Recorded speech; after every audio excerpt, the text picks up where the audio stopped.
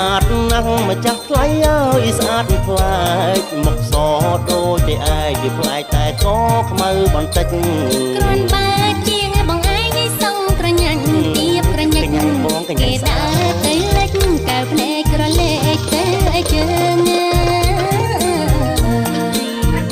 ណែជបងទៅលៀងបាបងសុំនាងស្រឡាញ់តើថាមិនវិញស្រឡាញ់ឬទេកូនយើងណែជបងទៅលៀងបាបងសុំនាងស្រឡាញ់តើថាមិនវិញស្រឡាញ់ឬទេកូនយើងចាំហើយអូអំបងស្រណុកដៃស្រណុកជើងខំធ្វើការឡើងក្រមុំមិនឆ្មាំនឹងបងទេ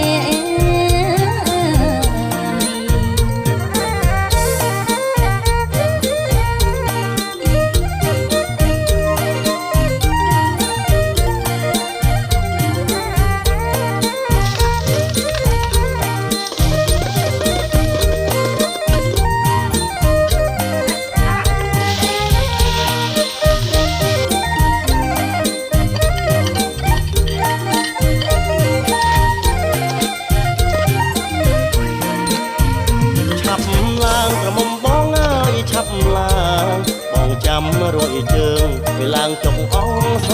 ស្័យឆាប់